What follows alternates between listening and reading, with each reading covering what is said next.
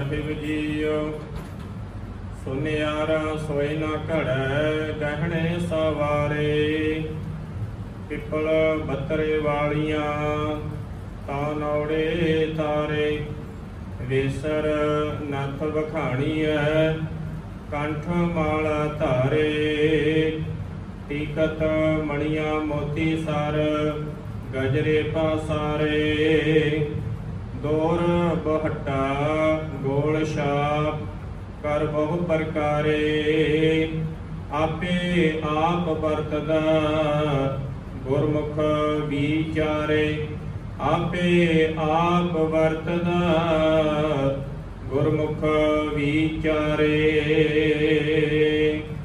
ਵਾਹਿਗੁਰੂ ਜੀ ਕਾ ਖਾਲਸਾ ਵਾਹਿਗੁਰੂ ਜੀ ਕੀ ਫਤਿਹ। जुगो जुग अटल चवर सतर तख्त दे मालक हलत पलत सवार देनहार सतगुरु धन धन साहिब श्री गुरु ग्रंथ साहिब महाराज जी की पावन हर मुकद्दस हजूरी दे अंदर रोजाना की तरह संध्या वेले के दीवाना की हाजरी भर रहे बाघा वाले सत्संगी जनों साहिबां दी अपार बख्शिश का सदका पावन गोद के अंदर जुड़ करके सतगुरां दी अमृतमयी बाणी दे कीर्तन दे नाल गुरु प्यार वालियां पासों साझ बना रहे सां। उपरंत भाई साहब भाई गुरदास जी दियां वारां दी चल रही लड़ीवार विचार दे नाल जुड़न दा सुभाग समा प्राप्त होया है। इस लड़ी दे तहत पिछलेरे दीवाना दे अंदर दूजी वार दियां 10 पौड़ियां दी विचार आप संगतां दे नाल सांझी कीती। अगलेरी 11 नंबर पौड़ी जिसका पाठ आप जियां ने सत्कारयोग भाई सबना पासों श्रवण किया है तिसदी विचार दे नाल सांझ बनानी है। आओ विचारां दी आरंभता तो पहला साहिबां दे पावन चरनां दे अंदर हाजरी लवाइए बड़े प्यार अते अदब सहित आखो जी सतनाम श्री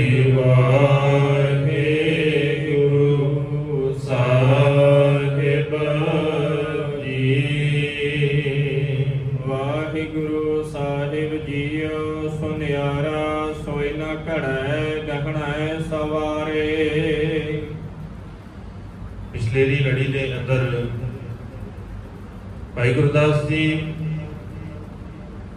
उस अकाल पुरख वाहिगुरु की बेअंतता ते हरेक जर्रे के अंदर वसेबा करन दी गल करदियां होया वख-वख उदाहरण दे करके समझाते ने। उदा ही अज इस पौड़ी दे अंदर भी भाई गुरदास जी ने सोने की उदाहरण लै करके सानू समझाउण दा यतन किया है जो साडे मन दे अंदर किते भुलेखा होवे ते रब जी ते उहदी बनाई हुई कायनात वख-वख ने ये भुलेखा निकल जाए। रब ने इस कायनात नूं बनाया है ते उहदे अंदर वसिया होया है किते वखरे थां दे उत्ते नहीं जां कोई वखरा नाम रख लैण करके रब वखरा नहीं होता। ये भुलेखा जिहड़ा है ये साडे दिमाग दे अंदर है भी ये निकल जाना चाहिए ते वख नाम रख लिया ते रब भी वखरा हो गया। वखरा नाम रखण करके रब वखरा नहीं हुंदा। उही उदाहरणा दित्तियां ने भाई गुरदास जी ने ताकि ये गल सानू सौखिया समझ आ जाए। भाई गुरदास जी ने पहली गल कीती कहंदे सुनियारा सोए ना घड़ै गहना सवारे। सुनियारा सोने नूं लैंदा है और उस सोने तो बड़ी मेहनत दे नाल सियाणप दे नाल जज दे नाल वख-वख तरीके दे उस सोने तो गहने बनाउंदा है। पिपल बतरे वालियां तां नौड़े तारे ओ ਵੱਖ-ਵੱਖ ਤਰੀਕੇ ਦੇ ਜਿਹੜੇ ਸ਼ਿੰਗਾਰ ਵਾਸਤੇ ਉਹ ਸੁਨਿਆਰੇ ਨੇ ਗਹਿਣੇ ਬਣਾਏ, ਉਹਨਾਂ ਦੇ ਨਾਮ ਭਾਈ ਗੁਰਦਾਸ ਜੀ ਨੇ ਲਿਖੇ ਨੇ।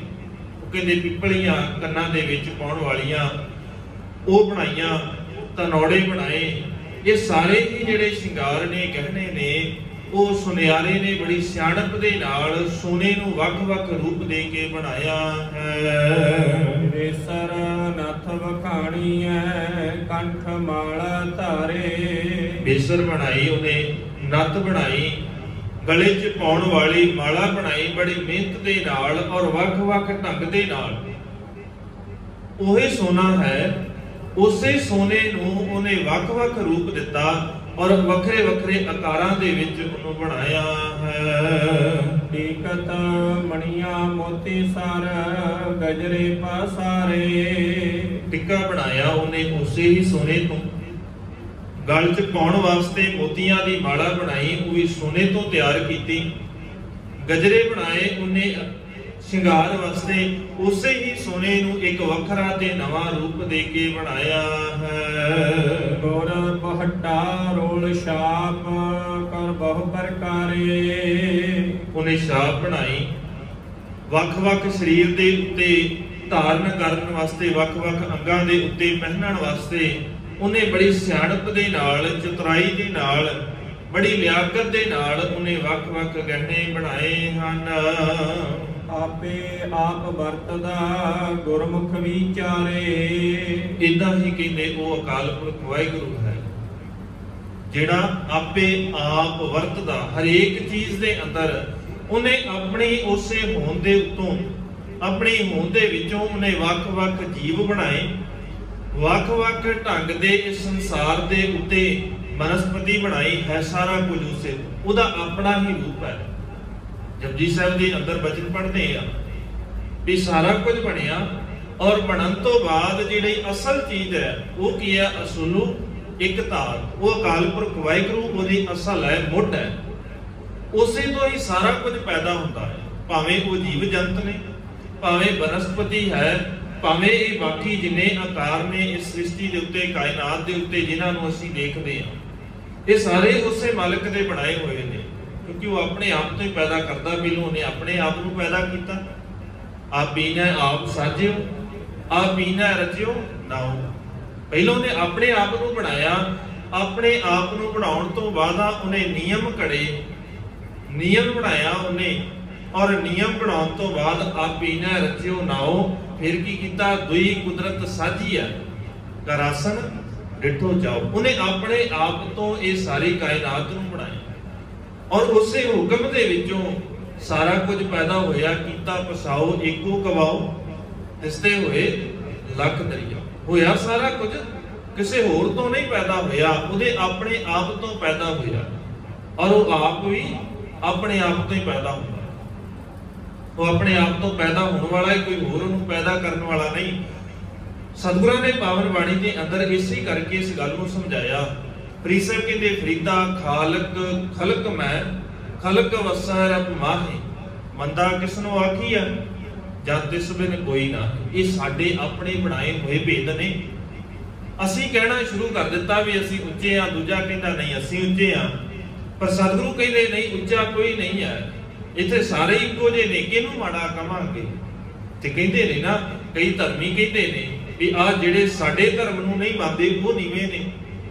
ਕਹਿੰਦੇ ਨੇ ਕਈ ਧਰਮੀ, ਕਈ ਏਦਾਂ ਕਹਿੰਦੇ ਨੇ ਵੀ ਇਸਤਰੀ ਜਾਤੀ ਜਿਹੜੀ ਹੈ ਉਹ ਨੀਵੀਂ ਹੈ, ਉਹ ਉੱਚੀ ਨਹੀਂ, ਉਹ ਸਾਡੇ ਬਰਾਬਰ ਨਹੀਂ। ਕਈ ਕਹਿੰਦੇ ਨੇ ਸ਼ੂਦਰ ਬੜਾ ਨੀਵਾਂ ਹੈ। ਸਤਿਗੁਰੂ ਕਹਿੰਦੇ ਕਿਹੜੀਆਂ ਸ਼ੂਦਰ ਦੀਆਂ ਗੱਲਾਂ, ਕਿਹਦੇ ਨੀਵੇਂ ਤੇ ਉੱਚੇ ਹੋਣ ਦੀਆਂ ਗੱਲਾਂ ਕਰਦੇ ਹੋ? ਇੱਥੇ ਤੇ ਸਾਰੇ ਇੱਕੋ ਜਿਹੇ ਨੇ। ਅਵਲ ਅੱਲਾਹ ਨੂਰ ਪਾਇਆ, ਕੁਦਰਤ ਕੇ ਸਭ ਬੰਦੇ, ਏਕ ਨੂਰ ਤੇ ਸਭ ਜਗ ਉਪਜਿਆ, ਕੌਣ ਭਲੇ ਉਹ ਮੰਦੇ। ਇੱਕੋ ਤੋਂ ਹੀ ਪੈਦਾ ਹੋਣ ਵਾਲੇ ਆ। ਜਦੋਂ ਹੈ ਇਹ ਸਾਰਾ ਕੁਝ ਇੱਕੋ ਤੋਂ ਪੈਦਾ ਹੋ ਰਿਹਾ, ਫਿਰ ਕੋਈ ਵੱਖਰਾ, ਕੋਈ ਉੱਚਾ ਤੇ ਕੋਈ ਨੀਵਾਂ ਕਿਵੇਂ ਹੋ ਸਕਦਾ? ਅਰਦਾਸ ਜਦੋਂ ਕਰਦੇ ਆ ਸ਼ੁਰੂਆਤ ਦੇ ਅੰਦਰ ਬਚਨ ਪੜ੍ਹਦੇ ਆ, ਤੂੰ ਠਾਕੁਰ ਤੁਮ ਪਹਿ ਅਰਦਾਸ, ਜਿਉ ਪਿੰਡ ਸਭ ਤੇਰੀ ਰਾਸ, ਤੁਮ ਮਾਤ ਪਿਤਾ ਹਮ ਬਾਰਿਕ ਤੇਰੇ, ਤੁਮਰੀ ਕਿਰਪਾ ਮੈਂ ਸੂਖ ਘਨੇਰੇ। ਇੱਕੋ ਹੀ ਮਾਲਕ ਦੇ, ਇੱਕੋ ਹੀ ਮਾਂ ਪਿਓ ਦੇ ਬੱਚੇ ਉੱਚੇ ਨੀਵੇਂ ਕਿਵੇਂ ਹੋ ਸਕਦੇ ਆ?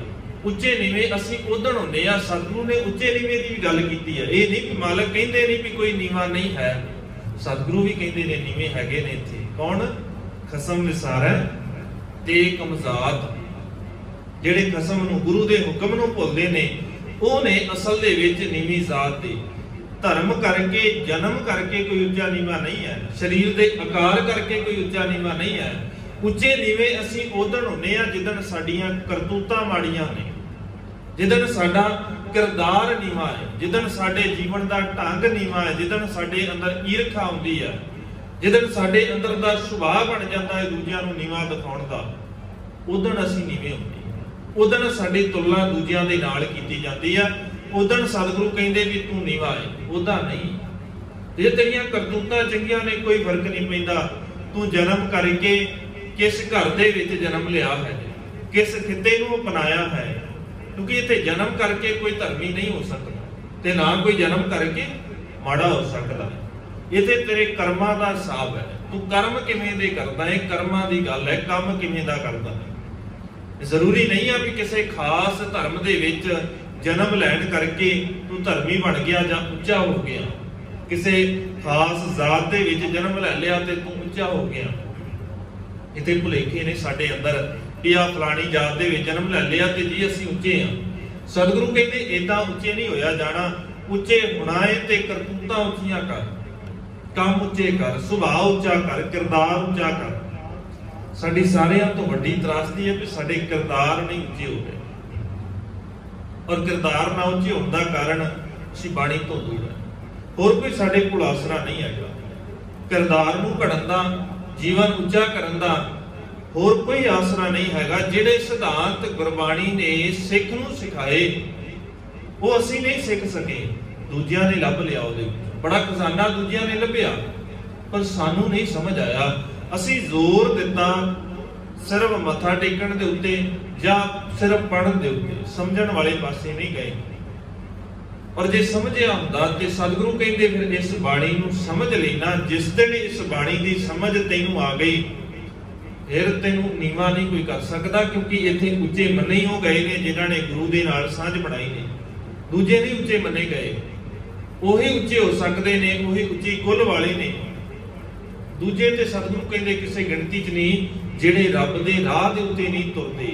ਹੁਣ ਰੱਬ ਦੇ ਰਾਹ ਦੇ ਉੱਤੇ ਤੁਰਨ ਦਾ ਭਾਵ ਇਹ ਨਹੀਂ ਵੀ ਜਿੱਦਾਂ ਕਿਸੇ ਹੋਰ ਨੇ ਕਿਹਾ। ਇਸਲਾਮ ਧਰਮ ਨੂੰ ਮੰਨਣ ਵਾਲੇ ਵੀਰ ਜਿਵੇਂ ਕਹਿੰਦੇ ਨੇ ਵੀ ਜਿਹੜੇ ਅੱਲਾਹ ਦੇ ਵਿੱਚ, ਖੁਦਾ ਦੇ ਵਿੱਚ ਵਿਸ਼ਵਾਸ ਨਹੀਂ ਰੱਖਦੇ, ਮੁਹੰਮਦ ਸਾਹਿਬ ਦੇ ਵਿੱਚ ਯਕੀਨ ਨਹੀਂ ਰੱਖਦੇ, ਉਹ ਸਾਰੇ ਕਾਫਰ ਨੇ। ਇਹੋ ਗੱਲ ਨਹੀਂ। ਰੱਬ 'ਚ ਯਕੀਨ ਰੱਖਣ ਦਾ ਭਾਵ ਜਿਹੜੇ ਰੱਬ ਜੀ ਨੂੰ ਮੰਨਦੇ ਨੇ, ਦੂਜਿਆਂ ਦੇ ਭਲੇ ਲਈ ਕੰਮ ਕਰਦੇ ਨੇ, ਉਹਦੇ ਵਿੱਚ ਯਕੀਨ ਰੱਖ ਕੇ ਚੰਗੇ ਕਿਰਦਾਰ ਦੇ ਮਾਲਕ ਨੇ, ਗੁਰੂ ਦੇ ਹੁਕਮ ਦੇ ਵਿੱਚ ਚੱਲਦੇ ਨੇ। ਸਤਿਗੁਰੂ ਕਹਿੰਦੇ ਉਹ ਚੰਗੇ ਨੇ, ਉਹੀ ਉੱਚੇ ਨੇ। ਦੂਜੇ ਨਹੀਂ ਉੱਚੇ ਹੋ ਸਕਦੇ ਭਾਵੇਂ ਕਿੰਨੇ ਵੀ ਧਰਮ ਦੇ ਬਾਣੀ ਪਾਏ, ਧਰਮ ਦਾ ਵਿਖਾਵਾ ਕਿੰਨਾ ਕਰਦੇ ਆ। ਸਤਿਗੁਰੂ ਕਹਿੰਦੇ ਇਹਨਾਂ ਦੇ ਨਾਲ ਉੱਚੇ ਨਹੀਂ ਹੋ ਸਕਦੇ।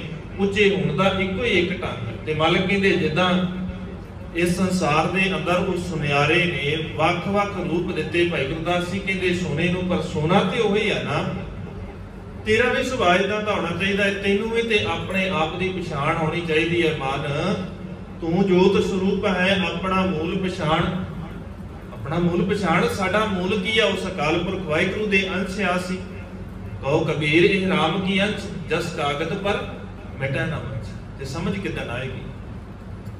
ਸਤਿਗੁਰੂ ਕਹਿੰਦੇ ਸਮਝ ਉਦੋਂ ਆਏਗੀ ਜਿਸ ਦਿਨ ਤੂੰ ਇਸ ਗੱਲ ਨੂੰ ਸਮਝ ਲਿਆ। ਓਏ ਜੋ ਬੀਜ ਹਮ ਤੁਮ ਕਛ ਹੋਤੇ ਤਿਨ ਕੀ ਬਾਤ ਬਿਲਾਨੀ। ਆ ਜਿਹੜੇ ਤੇਰੇ ਵਿੱਚ ਵਿਤਕਰੇ ਪਏ ਨੇ ਨਾ, ਤੇਰੇ ਅੰਦਰ ਆ ਵਿਕਾਰ ਨੇ, ਜਿਨ੍ਹਾਂ ਕਰਕੇ ਤੂੰ ਵੱਖ ਹੋ ਰਿਹਾ ਹੈ, ਰੱਬ ਜੀ ਤੋਂ ਦੂਰ ਹੋ ਰਿਹਾ ਹੈ। ਜਿਸ ਦਿਨ ਤੇਰੇ ਅੰਦਰੋਂ ਇਹ ਬਿਲਾਨੀ ਦੂਰ ਹੋ ਗਏ, ਖਤਮ ਹੋ ਗਏ, ਫਿਰ ਤੈਨੂੰ ਸਮਝ ਆਏਗੀ ਅਲੰਕਾਰ ਮਿਲ ਥੈਲੀ ਹੋਈ ਹੈ। ਤਾਤੇ ਕਨਕ ਵਖਾਨੀ ਵੱਖਰੇ ਵੱਖਰੇ ਆਭੂਸ਼ਣਾਂ ਤੋਂ ਉਹਨਾਂ ਨੂੰ ਜਦੋਂ ਇਕੱਠਾ ਕੀਤਾ। ਹੁਣ ਇਹ ਜਿੰਨੇ ਵੱਖ-ਵੱਖ ਨਾਮ ਭਾਈ ਗੁਰਦਾਸ ਜੀ ਨੇ ਲਏ ਨੇ, ਜਾਂ ਸੰਸਾਰ ਦੇ ਅੰਦਰ ਅਸੀਂ ਜਿੰਨਾ ਸੋਨਾ ਦੇਖਦੇ ਹਾਂ, ਕਿੰਨੇ ਸੋਹਣੇ ਗਹਿਣੇ ਹੋਣ, ਕਿੰਨਾ ਚੰਗਾ ਉਹਦਾ ਆਕਾਰ ਹੋਵੇ, ਕਿੰਨੇ ਵਧੀਆ ਬਣਾਏ ਹੋਣ, ਪਰ ਜੇ ਉਹਨਾਂ ਸਾਰਿਆਂ ਨੂੰ ਅਸੀਂ ਦੁਬਾਰਾ ਪਿਘਲਾ ਕੇ, ਦੁਬਾਰਾ ਉਹਨੂੰ ਮੈਲਟ ਕਰਕੇ ਫਿਰ ਉਦਾਂ ਦਾ ਹੀ ਬਣਾ ਦੇਵਾਂਗੇ ਤੇ ਫਿਰ ਉਹਨੂੰ ਕੋਈ ਇਹ ਨਹੀਂ ਕਹੇਗਾ ਵੀ ਹੁਣੇ ਕੜਾ ਹੈ ਸੋਨੇ ਦਾ। ਹੁਣ ਕਿਸੇ ਨੇ ਇਹ ਨਹੀਂ ਕਹਿਣਾ ਵੀ ਇਹ ਕੰਨਾਂ 'ਚ ਪਾਉਣ ਵਾਲੀਆਂ ਵਾਲੀਆਂ ਨੇ, ਕਿਸੇ ਨੇ ਇਹ ਗਜਰੇ ਨਹੀਂ ਕਹਿਣਾ, ਇਹਨੂੰ ਸਾਰੇ ਨੇ ਕਹਿਣਾ ਇਹ ਸੋਨਾ ਹੈ, ਕਿਉਂਕਿ ਹੁਣ ਉਹਦਾ ਕੋਈ ਆਕਾਰ ਨਹੀਂ। ਇਦਾਂ ਹੀ ਸਾਡਾ ਵੀ ਹੈ। ਸਤਿਗੁਰੂ ਦੇ ਮਾਲਕ ਨੇ ਜੋ ਬਚਨ ਕੀਤੇ ਵੀ ਜਦੋਂ ਅਸੀਂ ਇਸ ਸੰਸਾਰ ਤੋਂ ਜਾਂਦੇ ਹਾਂ, ਜਾਂ ਸਾਡਾ ਜੋ ਅਸਲਾ ਹੈ ਉਹ ਅਸਲਾ ਹੈ ਹੀ ਉਸ ਮਾਲਕ ਦੇ ਨਾਲ ਮਿਲਣ ਦਾ ਹੈ। ਤਾਂ ਹੀ ਸਤਿਗੁਰੂ ਨੇ ਬਾਰ-ਬਾਰ ਕਿਹਾ ਆਪਣੇ ਆਪ ਨੂੰ ਇੰਨਾ ਕੁ ਘੜ ਗੁਰਬਾਣੀ ਦੇ ਨਾਲ, ਗੁਰੂ ਦੀ ਮੱਤ ਦੇ ਨਾਲ ਇੰਨਾ ਕੁ ਘੜ ਲੈ ਵੀ ਤੇਰੇ ਵਿੱਚ ਤੇ ਰੱਬ ਜੀ ਦੇ ਵਿੱਚ ਕੋਈ ਭੇਦ ਨਾ ਰਵੇ, ਕਿਉਂਕਿ ਹੈ ਹੀ ਤੂੰ ਉਸੇ ਦੀ ਅੰਸ਼ ਹੈ, ਤੂੰ ਉਸੇ ਤੋਂ ਬਾਹਰ ਹੈ ਹੀ ਨਹੀਂ। ਜਿਸ ਦਿਨ ਅਸੀਂ ਇਸ ਗੱਲ ਨੂੰ ਗੁਰੂ ਕੇ ਬਾਣੀ ਦੇ ਰਾਹੀਂ ਸਮਝਣ ਲੱਗ ਗਏ, ਗੁਰੂ ਦੀ ਬਾਣੀ ਦੇ ਰਾਹੀਂ ਅਸੀਂ ਆਪਣਾ ਜੀਵਨ ਘੜਨਾ ਸ਼ੁਰੂ ਕਰ ਦਿੱਤਾ, ਉਸੇ ਦਿਨ ਸਤਿਗੁਰੂ ਕਹਿੰਦੇ ਤੇਰਾ ਜੀਵਨ ਕਿਰਦਾਰ ਉੱਚਾ ਹੋ ਜਾਏਗਾ। ਗੁਰਮਿਲ ਚੱਜ ਅਚਾਰ ਸਿੱਖ ਤੁਧ ਕਦੇ ਨਾ ਲੱਗੇ, ਤੈਨੂੰ ਫਿਰ ਦੁੱਖ ਨਹੀਂ ਆਏਗਾ, ਕਿਉਂਕਿ ਕਿਰਦਾਰ ਉੱਚਾ ਹੋ ਗਿਆ। ਦੁੱਖ ਇਸੇ ਹੀ ਕਰਕੇ ਨੇ ਬਹੁਤੇ, ਕਿਉਂਕਿ ਸਾਨੂੰ ਜੀਣਾ ਨਹੀਂ ਆਉਂਦਾ, ਕਿਰਦਾਰ ਸਾਡੇ ਨੀਵੇਂ ਨੇ, ਸਾਨੂੰ ਇਸੇ ਹੀ ਕਰਕੇ ਬਹੁਤੀ ਵਾਰ ਦੁੱਖ ਨੇ। ਅਸੀਂ ਇਸੇ ਕਰਕੇ ਦੁਖੀ ਹੋ ਜਾਂਦੇ ਆ ਨਾ ਕਿ ਸਾਹਮਣੇ ਵਾਲਾ ਸੁਖੀ ਕਿਉਂ ਹੈ, ਕਿਉਂਕਿ ਸਾਡਾ ਕਿਰਦਾਰ ਨੀਵਾਂ ਹੈ। ਅਸੀਂ ਇਹ ਸਮਝਿਆ ਨਹੀਂ ਵੀ ਜਿਸ ਰੱਬ ਦੀ ਜਾਂ ਜਿਸ ਮਾਲਕ ਦੀ ਗੱਲ ਅਸੀਂ ਕਰਦੇ ਹਾਂ ਉਹੀ ਰੱਬ ਉਹਦੇ ਵਿੱਚ ਵੀ ਹੈਗਾ। ਇਸ ਗੱਲ ਨੂੰ ਕਦੇ ਸਮਝਿਆ ਹੀ ਨਹੀਂ। ਜਿਸ ਦਿਨ ਇਸ ਗੱਲ ਨੂੰ ਸਮਝ ਲਵਾਂਗੇ ਵੀ ਸਾਰੇ ਇੱਕੋ ਜਿਹੇ ਆ, ਸਾਰੇ ਉੱਚੇ ਨੇ, ਜਾਂ ਸਾਰੇ ਉਸ ਮਾਲਕ ਦੇ ਬਣਾਏ ਹੋਏ ਨੇ, ਬਸ ਹੁਣ ਅਸੀਂ ਗੱਲ ਇਸ ਕਰਕੇ ਨਹੀਂ ਕਿਸੇ ਨੂੰ ਕਹਿਣੀ ਵੀ ਤੂੰ ਭਾਈ ਗਲਤ ਹੈ ਕਿਉਂਕਿ ਤੂੰ ਨੀਵੀਂ ਜ਼ਾਤ ਦੇ ਵਿੱਚੋਂ। ਅਸੀਂ ਕਿਸੇ ਦਾ ਸਤਿਕਾਰ ਇਸ ਕਰਕੇ ਨਹੀਂ ਕਰਨਾ ਵੀ ਉਹ ਅਮੀਰ ਹੈ, ਉਹ ਉੱਚਾ ਹੈ, ਉਹਦਾ ਪਹਿਰਾਵਾ ਬੜਾ ਸੋਹਣਾ ਹੈ, ਨਹੀਂ। ਸਤਿਗੁਰੂ ਕਹਿੰਦੇ ਸਤਿਕਾਰ ਕਰ ਸਾਰਿਆਂ ਦਾ। ਇਸ ਕਰਕੇ ਕਿਸੇ ਨੂੰ ਨੀਵਾਂ ਨਾ ਕਿਹਾ ਕਰ ਵੀ ਉਹ ਨੀਵੇਂ ਘਰ ਦੇ ਵਿੱਚ ਉਹਨੇ ਜਨਮ ਲਿਆ ਹੈ, ਜਾਂ ਤੇਰੇ ਘਰੇ ਨੀਵੇਂ ਕੰਮ ਕਰਦਾ ਹੈ। ਨੀਵੇਂ ਕੰਮ ਭਾਵ ਜਿਹੜੇ ਨੀਵੇਂ ਦਰਜੇ ਦੇ ਸਫਾਈ ਦਾ ਕੋਈ ਕੰਮ ਕਰਦਾ ਹੈ। ਅਸੀਂ ਆਪਣੇ ਆਪ ਨੂੰ ਧਰਮੀ ਬੜਾ ਕਹਾਉਂਦੇ ਆ, ਬਾਣੀ ਬੜੀ ਪੜ੍ਹਦੇ ਆ, ਮੱਥੇ ਬੜੇ ਟੇਕਦੇ ਆ, ਫਿਰ ਕਹਿੰਦੇ ਆ ਵੀ ਸਾਰੇ ਇੱਕੋ ਜਿਹੇ ਨੇ, ਸਾਰਿਆਂ 'ਚ ਰੱਬ ਦੀ ਜੋਤ ਹੈ। ਆਪਣੇ ਅੰਦਰ ਝਾਤ ਮਾਰ ਕੇ ਦੇਖਿਓ, ਘਰ 'ਚ ਜਿਹੜੇ ਕੰਮ ਕਰਦੇ ਨੇ ਉਹਨਾਂ ਦਾ ਅਸੀਂ ਕਿੰਨਾ ਕੁ, ਉਹਨਾਂ ਦੇ ਨਾਲ ਬੋਲਣ ਦਾ ਸਾਡਾ ਢੰਗ ਕਿੱਦਾਂ ਦਾ ਹੈ, ਉਹਨਾਂ ਦੇ ਨਾਲ ਬੋਲਣ ਦਾ ਢੰਗ ਸਾਡਾ ਦੇਖ ਲਿਆ ਜੇ ਸਾਨੂੰ ਆਪਣੇ ਆਪ ਪਤਾ ਲੱਗ ਜਾਣਾ ਅਸੀਂ ਕਿੰਨੇ ਕੁ ਧਰਮੀ ਹਾਂ। ਹੋਰ ਬਹੁਤਾ ਕੁਝ ਕਰਨ ਦੀ ਲੋੜ ਨਹੀਂ ਹੈ। ਜਦੋਂ ਅਸੀਂ ਉਹਨਾਂ ਦੇ ਨਾਲ ਗੱਲ ਕਰਦੇ ਆ ਨਾ, ਜਾਂ ਉਹਨਾਂ ਨੂੰ ਕੰਮ ਦੱਸਦੇ ਆ, ਉਦੋਂ ਉਹਨਾਂ ਦੇ ਨਾਲ ਬੋਲਣ ਦਾ ਆਪਣਾ ਢੰਗ ਦੇਖ ਲਿਆ ਕਰੀਏ, ਸਾਨੂੰ ਆਪਣੇ ਆਪ ਪਤਾ ਲੱਗ ਜਾਣਾ ਅਸੀਂ ਕਿੰਨੇ ਕੁ ਧਰਮੀ ਹਾਂ, ਕਿੰਨਾ ਕੁ ਰੱਬ ਨੂੰ ਮੰਨਦੇ ਆ, ਕਿੰਨਾ ਕੁ ਇਸ ਗੱਲ ਨੂੰ ਮੰਨਦੇ ਆ ਵੀ ਆਪੇ ਆਪ ਵਰਤਦਾ, ਵੀ ਉਹ ਆਪਣੇ ਆਪ ਹਰ ਥਾਂ ਦੇ ਉੱਤੇ ਵਰਤਦਾ ਹੈ। ਸਾਨੂੰ ਆਪਣੇ ਆਪ ਹੀ ਸਮਝ ਆ ਜਾਏ, ਕੋਈ ਬਹੁਤਾ ਕੰਮ ਕਰਨ ਦੀ ਲੋੜ ਨਹੀਂ ਹੈ। ਸਾਨੂੰ ਲੋੜ ਹੀ ਨਹੀਂ ਹੈ ਸਮਝਣ ਦੀ ਵੀ ਅਸੀਂ ਕਿੰਨੇ ਕੁ ਧਰਮੀ ਆ, ਕਿਸੇ ਨੂੰ ਪੁੱਛਣ ਦੀ ਲੋੜ ਨਹੀਂ। ਕਿਸੇ ਦੂਜੇ ਦਾ ਵੇਖਣਾ ਵੀ ਉਹ ਕਿੰਨਾ ਕੁ ਧਰਮੀ ਹੈ, ਉਹਦਾ ਇਹੀ ਦੇਖ ਲਿਆ ਜੇ ਉਹ ਆਪਣੇ ਤੋਂ ਨੀਵੇਂ ਦਰਜੇ ਵਾਲਿਆਂ ਦੇ ਨਾਲ ਗੱਲ ਕਿਵੇਂ ਕਰਦਾ ਹੈ। ਜੇ ਆਪ ਉੱਚਾ ਹੈ, ਕਿਸੇ ਉੱਚੇ ਅਹੁਦੇ ਤੇ ਹੈ, ਤੇ ਨੀਵੇਂ ਵਾਲਿਆਂ ਨਾਲ ਗੱਲ ਕਿੱਦਾਂ ਕਰਦਾ ਹੈ, ਆਪਣੇ ਆਪ ਹੀ ਸਮਝ ਆ ਜਾਣੀ ਵੀ ਅਸਲ 'ਚ ਧਰਮੀ ਹੈਗਾ ਕਿ ਨਹੀਂ ਹੈ। ਕਿਉਂਕਿ ਜਿਹੜਾ ਧਰਮੀ ਹੈ ਉਹ ਸਾਰਿਆਂ 'ਚ ਉਸ ਮਾਲਕ ਦੀ ਜੋਤ ਨੂੰ ਦੇਖਦਾ ਹੈ। ਤੇ ਭਾਈ ਗੁਰਦਾਸ ਜੀ ਕਹਿੰਦੇ ਜਿਹੜਾ ਸੱਚਮੁੱਚ ਧਰਮੀ ਹੈ ਉਹਨੂੰ ਇਸ ਗੱਲ ਦੀ ਸਮਝ ਆ ਜਾਂਦੀ ਹੈ, ਆਪੇ ਆਪ ਵਰਤਦਾ ਗੁਰਮੁਖ ਵਿਚਾਰ, ਗੁਰਮੁਖ ਵਿਚਾਰਦਾ ਹੈ, ਇਸ ਗੱਲ ਨੂੰ ਸਮਝਦਾ ਹੈ। ਸਤਿਗੁਰੂ ਸਮੱਤ ਬਖਸ਼ਣ, ਦਇਆ ਕਰਨ, ਸਾਡੇ ਹਿਰਦੇ ਦੇ ਅੰਦਰ ਟਿਕਾ ਜਾਵੇ, ਸਤਿਗੁਰਾਂ ਦੇ ਪਾਵਨ ਸਿਧਾਂਤਾਂ ਦੀ ਸਮਝ ਆ ਜਾਵੇ, ਗੁਰੂ ਕੇ ਦੱਸੇ ਤਰੀਕੇ ਦੇ ਨਾਲ ਜੀਣ ਦੀ ਜਾਚ ਆ ਜਾਵੇ, ਇਕਸਾਰਤਾ ਆ ਜਾਵੇ। ਵਿਚਾਰਾ ਕਰਦਿਆਂ ਹੋਈਆਂ ਬੇਅੰਤ ਭੁੱਲਾਂ ਦੀ ਖਿਮਾ। ਬੁਲਾਓ ਜੀ ਫਤਿਹ, ਆਖੋ ਜੀ ਵਾਹਿਗੁਰੂ ਜੀ ਕਾ ਖਾਲਸਾ, ਵਾਹਿਗੁਰੂ ਜੀ ਕੀ ਫਤਿਹ।